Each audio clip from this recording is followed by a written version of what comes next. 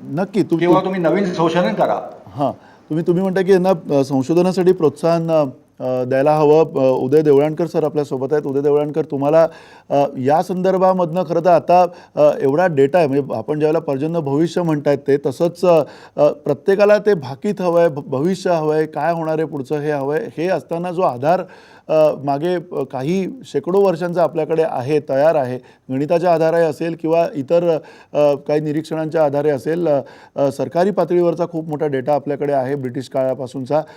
Super कॉम्प्युटरचं युग आहे असं आपण म्हणतो. त्यावेळेला हे सगळं एकत्रित करून त्याच्यावरनं काही ठोकताळे अजून पुढच्या पातळीवरचे आणि सरकारी पातळीवरती करणं शक्य आहे का? दोन विषयांची गल्लत आपण करता कामा नये. एक आहे संकेत. परंपरांनी संकेत दिले आहेत आणि अभ्यासाने आपल्याला एक वैज्ञानिक पार्श्वभूमी दिली आहे. भारतीय उपखंडाच्या महाराष्ट्र आणि गुजरात भागामध्ये साधारण 26 जुलैपासून ते 20 ऑगस्ट पर्यंत पावसाचा खंड पडण्याची काही विशिष्ट कारणं आहेत आणि ह्या गोष्टी फार वर्षांपासून आपल्याला माहिती आहेत. आता जे अरबी समुद्रामध्ये वादळ झालं, नवनक वादळ, ह्याने नेमकं काय केलं तर जी प्रगती होती दक्षिणेकडून येणाऱ्या बाष्पयुक्त हवांची ती रोखली. जे बाष्पयुक्त हवा आपल्या उपखंडामध्ये आलेली होती ती गोळा केली प्रचंड ताकदीने आणि विरुद्ध दिशेने निघून गेला. हा झाला वैज्ञानिक अभ्यास. आणि परंपरा आणि संकेत जे आहेत, मगाशी जसं तुम्हाला मी नवरात्राविषयी सांगितलं, वर्षातून 2 वेळा आपण घटांचं, कलशाचं पूजन करतो. आधी करतो पावसाळा संपल्या आणि दुसऱ्या वेळेस करतो आपण अक्षय तृतीयेला. अक्षय तृतीयेला कशासाठी करतो तर संकेत असा आहे की तुमच्या पूर्वजांना, पितरांना हे पाणी पाजायचं आहे. हे काय सांगतं नेमकं आपल्याला की पावसाळा संपल्या तुमचा घट भरून ठेवा, शक्य तेवढं पाणी साठवून ठेवा आणि पावसाळा संपल्यानंतर 6 महिन्यांनी सुद्धा तुमच्याकडे पाणी साठलेलं असलं पाहिजे, तर तुमच्या पूर्वजांना मुक्ती मिळणार आहे. असा संकेत आहे याच्यामध्ये. आता ह्याचा तुम्ही जो उल्लेख केला स्थानिक पातळीवरचा अभ्यास, तर आमचा जो प्रयत्न राहील किंवा जो योग्य अप्रोच राहील ते गाव पातळीवरचं वॉटर बजेट तयार केलं गेलं पाहिजे. आपल्याकडे 500 मिलीमीटर पाऊस पडतो, 700 मिलीमीटर पाऊस पडतो, 900 मिलीमीटर पाऊस पडतो, म्हणजे नेमका किती पडतो. आम्ही काही ठिकाणी काही प्रयोग केलेत. दैनिक सकाळ देखील आमच्या सोबत होतं. मागच्या वर्षी 31 मेला मराठवाड्यातल्या सगळ्या लोकप्रतिनिधींची दिवसभराचं विचारमंथन दैनिक सकाळने या विषयावर घेतलं होतं. तेव्हा फार खोलात जाऊन आम्ही या विषयाचा उहापोह केला होता. गाव पातळीवर ज्या वेळेला 600 मिलीमीटर पाऊस पडतो असं आपण गृहीत धरलं तर एका हेक्टरमध्ये 60 लाख लिटर एवढं पाणी पडतं. या पाण्याचं होतं काय, याच्यातलं जमिनीत किती मुरतं, वाहून किती जातं, बाष्पीभवन याचं किती होतं. आता पूर्ण जगाचा विचार जर आपण केला, ज्याला सायंटिफिक अप्रोच आपण म्हणू, की पाणी कुठंतरी धरणात साठवलेलं आहे, बोरवेलमध्ये मधून तुम्ही काढलेलं आहे, विहिरीतून काढलेलं आहे, ह्या सगळ्या गोष्टींना झाडाच्या मुळापाशी आणून सोडण्यासाठी खर्च येणार आहे, ऊर्जा लागणार आहे. मग पहिला अप्रोच आपला असा असला पाहिजे की शेतामध्ये झाडाच्या मुळापाशी दीर्घकाळ पाणी टिकून ठेवण्याचं तंत्रज्ञान आपल्याला विकसित करावं लागेल आणि ते आहे. परंपरेने भारतामध्ये ते आहे. पहिला अप्रोच आपला तो असला पाहिजे. दुसऱ्यांदा जेव्हा आपण ऊर्जा वापरून पाण्याचा उपयोग शेतीसाठी करू त्यावेळेला ते अत्यंत शास्त्रशुद्ध पद्धतीने, दीर्घकाळ टिकेल अशा पद्धतीने आणि कमीत कमी व्ययाने वापरलं पाहिजे. हे तर उघड आहे, कारण आपण या बाबतीत जवळपास भारतीय उपखंड बँकरप्ट असल्यासारखा आहे. बहुतांश डेक्कन प्लॅटो तर आहेच आहे. म्हणजे प्रामुख्याने हा विषय हा एका वैज्ञानिक अभ्यासाचा विषय आहे. हा समूहाने एकत्र येऊन करण्याच्या प्रयोगाचा विषय आहे. हा परंपरांचे संकेत लक्षात घेऊन भविष्याची वाटचाल करण्याचा विषय आहे. म्हणजे इतिहासाचं करंदीकरांनी सांगितल्याप्रमाणे इतिहासाचं अवजड ओझं हे डोक्यावर घेऊन नाचायचं नाही, तर त्याच्यावर चढून भवितव्य पाहायचंय. त्यासाठी ह्या सगळ्या गोष्टींचा उपयोग आपण केला पाहिजे. असं माझं मत आहे. नक्की. आणि अर्थात डॉक्टर रामचंद्र साबळे, तुम्हाला सुद्धा जे मॉडेल तुम्ही तयार केलेलं आहे, खरं तर सरकारी पातळीवरचा आत्तापर्यंतचा प्रतिसाद या मॉडेलला कसा आहे हे तुम्ही, जर तुम्ही इच्छा असेल तर सांगू शकता. पण त्याबरोबरीनं जो मुद्दा मगाशी दाखरू सोमण सरांनी सुद्धा उपस्थित केला होता की डॉपलरसारखे ज्या यंत्रणा आहेत त्या पण आपण गेल्या 9 वर्षात 26 जुलैनंतर मुंबईमध्ये डॉपलरची खूप चर्चा झाली. स्थानिक माध्यमांमध्ये मुंबईमध्ये सुद्धा खूप ओरड झाली आणि अजूनही डॉपलरच्या साठीची जागा आपण अजून तिकडे निर्णय घेऊ शकलेलं नाही आहे. सरकार त्याच्यावरती निर्णय घेऊ शकलेलं नाही आहे. अशी एक प्रकारची सरकारी अनास्था आहे. दुसरीकडे वेधशाळा ज्या आहेत स्थानिक, त्यांची कमतरता आपल्याकडे आहे. तुमच्या मॉडेलमध्ये अधिक ह्या सगळ्या गोष्टींचा समावेश करता येणं शक्य आहे का? कशाप्रकारे अधिक तुमचं मॉडेल हे परिणामकारक पद्धतीनं समोर आणता येईल असं तुम्हाला वाटतंय? या मान्सून मॉडेलच्या निर्मितीनंतर आपण गेली 11 वर्ष हे अंदाज देत आलो. यावर्षी देखील आपण 25 मेला हा अंदाज दिला होता आणि विविध ठिकाणचा पावसाचा अंदाजही दिला होता. त्याच वेळेला आपण हाही अंदाज दिला होता की जे मॉडेलमध्ये आपल्याला कळतं की यावर्षी पाऊस कधी कमी आहे आणि तो जून जुलैमध्ये फार मोठे खंड असतील, हा अंदाज आपण 25 मेलाच दिला होता. त्याला कारण हवामानाचे जे घटक मार्च एप्रिल मे मधले अभ्यासल्यानंतर हा अंदाज देता येतो. याचा वापर, याचा उपयोग शेतकऱ्यांच्यापर्यंत करण्याचं आपलं सातत्यानं काम सुरू आहे.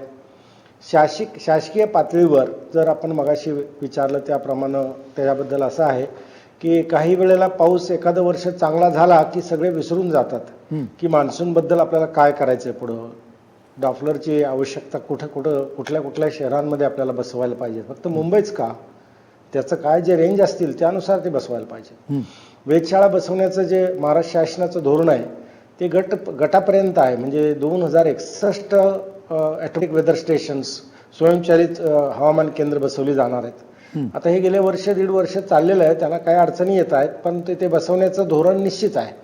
त्यानुसार आपल्याला गटानुसार आपल्याला प्रत्येक तालुक्यातले जे 2-3 गट असतील त्या गटाचा हवामानाचा अभ्यास आपला होईल.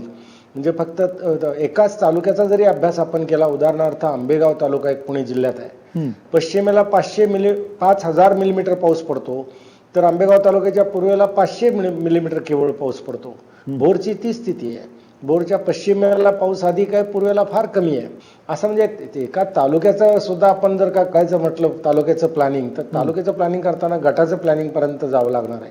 म्हणून प्रत्येक गटामध्ये हे हवामान केंद्र बसवली जाणार आहेत. राज्याचा तसं प्लॅनिंग आहे आणि मोठ्या प्रमाणात डेटा जनरेट केला जाणार आहे.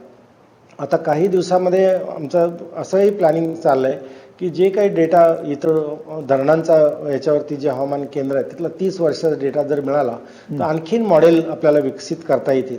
15च मॉडेल का, आणखीन मॉडेल वाढवता येतील आणि अचूक अंदाज त्या ठिकाणचा आपल्याला काढता येईल. यावरून आपल्याला असं दिसेल की कोणत्या भागामध्ये फार पाणी कमी मिळणार आहे. माझ्या यावर्षीच्या अंदाजानुसार जो मधला महाराष्ट्राचा भाग आहे, म्हणजे जो दुसरा पट्टा आहे, त्यात पावसाचा ताण हा येणार आहे आणि तिथं आपल्याला खास सरकारला देखील नियोजन करावं लागणार आहे. त्याला कारण असं की मुळात जेव्हा कोकणातला पाऊस टक्केवारीने कमी आहे, विदर्भ आणि मराठवाडा आणि पूर्व विदर्भामध्ये सरासरीच्या दरम्यान पाऊस होणार आहे, पण मधल्या पट्ट्यामध्ये मग पाऊस कमी होणं शक्य आहे. आणि तो पश्चिम महाराष्ट्राचा भाग, त्यातला जो दुष्काळी पट्टा आहे तिथं थोडं लक्ष देण्याची यावर्षी अत्यंत नितांत गरज राहणार आहे. अशा प्रकारे या मॉडेलनुसार आपल्याला खूप काही प्लॅनिंग करता येणं शक्य आहे. पाऊस कधी संपेल याचा सुद्धा अंदाज बांधण्याची गरज आहे. पाऊस कधी सुरू होईल, ऑनसेट कधी होईल. गेल्या वर्षी मी एक अचूक अंदाज दिला होता की पाऊस वेळेवर येतोय, वेळेपूर्वी येतोय, आणि तो वेळेपूर्वी आला, वेळेवर आला आणि 15 जूनला तो उत्तराखंडमध्ये पोहोचला, इतका वेगात आला. हे सगळे अंदाज आपल्याला बांधता यायला पाहिजे. आणि मगाशी ज्या चर्चा झाल्या, सोमन साहेबांनी सांगितलं ते खरं आहे. आपण फार हवा हळू गतीनं चाललोय. काही हवामान असंच असतं, मान्सून असाच असतो, तो कधी येतो, कधी काय तरी प्रॉब्लेम होतात, असं थोडासा विचार होतो. पण राजकीय नेत्यांनी ह्याच्यामध्ये फार सिरियस होणं गरजेचं आहे. त्याचबरोबर अधिकारी वर्गाने सिरियस होणं गरजेचं आहे. आणि हवामानाला गृहीत न धरता जे शेतीचं प्लॅनिंग केलं जातं ते अत्यंत चुकीचं आहे. हवामानावर आधारित शेती व्यवस्थापन ही संकल्पना 21व्या शतकासाठी वापरणं गरजेचं आहे. त्यासाठी मधले पावसाचे अंदाज देखील ॲक्युरेट, व्यवस्थित आणि चांगले येणं गरजेचं आहे. म्हणजे मधले म्हणजे मध्यम पल्ल्याचे अंदाज मी म्हणतो, 5 दिवसाचे, 4 दिवसाचे अंदाज, की ज्यामुळे शेतीत कामांचं नियोजन शेतकऱ्यांना करता येईल. त्यांना जर आधी कळलं पाऊस होणार आहे, आम्ही त्या प्रकारे अंदाज देत होतो काही 4-5 वर्षापूर्वी. मला एका नाशिकच्या शेतकऱ्याने एक मीटिंगमध्ये हे सांगितलं की तुमच्या अंदाजामुळे आमचं किडीचं औषध मारण्याचं प्रमाण कमी झालं. जेव्हा आम्ही सांगितलं आता पाऊस होणार आहे तर त्यावेळेला त्यांनी औषध मारली नाहीत. आता उघडीप होणार आहे 15 दिवस, तेव्हा त्यांनी औषधं मारली. अर्ध औषध कमी लागलं. 100 एकरचं त्यांचं क्षेत्र होतं. ते म्हणले माझी खूप बचत झाली. म्हणजे कितीतरी प्रमाणात काही बचती होणं शक्य आहे. अंदाजांना फार महत्त्व द्यावं लागेल आणि त्याची ॲक्युरेसी वाढवावं लागेल. त्याच्या दृष्टीनं ही शासन आणि शासन दोन्ही म्हणजे राजकीय पक्ष नक्की सगळ्यांनी आणि हा विषय तुम्ही जे जिव्हाळ्याचा समजून काम करायला पाहिजे. नक्की जसं तुम्ही म्हणताय की ही सगळंच एकत्र एकोप्यानं खरं हे समजून घेण्याचं काम आहे. दाखरू सोमण, पुन्हा एकदा तुम्हाला हाच प्रश्न विचारायचा आहे की परदेशात तुम्ही बघत असाल, हवामानाचं व्यवस्थापन असेल, इथला जो मान्सून आहे तो अत्यंत लहरी असं म्हटलं जातं. एकीकडे स्थानिक सुद्धा क्लायमेटिक कंडिशन्स आहेत असं आपल्याला दिसतंय. पुन्हा अवर्षणग्रस्त भाग आहेत एकीकडे, एकेका तालुक्यामध्ये प्रचंड पाऊस आणि अजिबात पाऊस नाही अशी परिस्थिती आहे.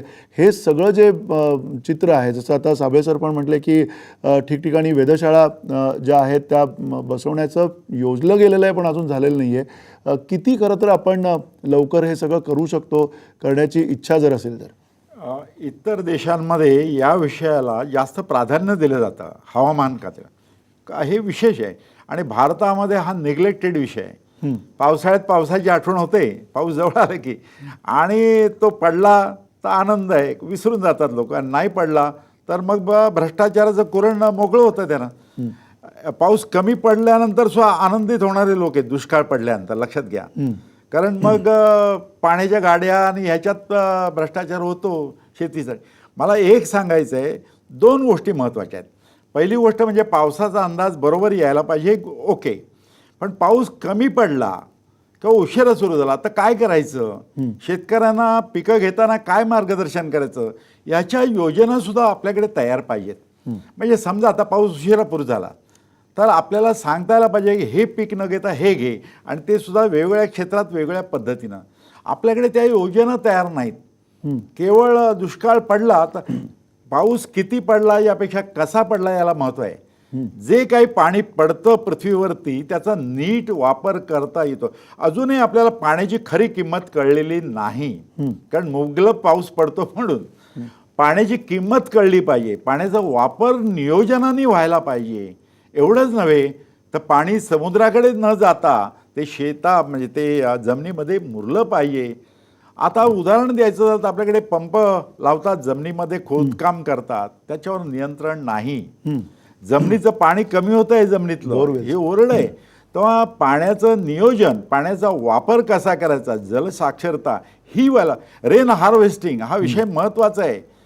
खरं सांगायचं तर अजून पाण्याची किंमत कळली नाही, ती कळायला पाहिजे. कमी पाऊस पडला तरी शेतीमध्ये काय बदल करायचा ह्याचं तंत्रज्ञान विकसित व्हायला पाहिजे. शेतकऱ्यांना प्रशिक्षण त्या पद्धतीने द्यायला पाहिजे. दुष्काळ पडला तरी शेतं काय घ्यायची याचं प्रत्येक विभागानुसार आपल्याला प्रशिक्षण द्यायला पाहिजे. दुर्दैवानं ते होत, हा विषय निग्लेक्टेड आहे. पावसाळ्यात त्या पावसाची आठवण होते आणि पावसाळा निघून गेला तर आपण विसरून जातो. नक्की तुम्ही जसं म्हणता की पावसाळा निघून गेल्यावरती आपण विसरून जातो, आणि पाऊस खरं तर लांबल्यामुळे सगळ्यांच्या तोंडचं पाणी पळालेलं आहे आणि त्यामुळे खरं तर ही अवस्था आलेली आहे. पण किमान त्यातनं आपण काही धडा घेतोय का, त्यातनं काही शिकतोय का, हा आजचा चर्चेचा विषय आहे, ज्याच्यामध्ये आपण खरं तर एकूण पावसाबद्दल किंवा हवामानाबद्दलचं जे काही पारंपरिक ज्ञान आहे ते असेल किंवा अगदी अत्याधुनिक अशा यंत्रणा असतील त्या कुठेतरी त्याची सांगड घालता येईल का, हेही आपण बघतोय. दाखरू सोमण या चर्चेमध्ये सहभागी झाले होते. ते इथून पुढच्या चर्चेमध्ये आपल्यासोबत नसणार आहेत, पण ही चर्चा आपण सुरू ठेवणार आहोत एका छोट्याशा ब्रेकनंतर.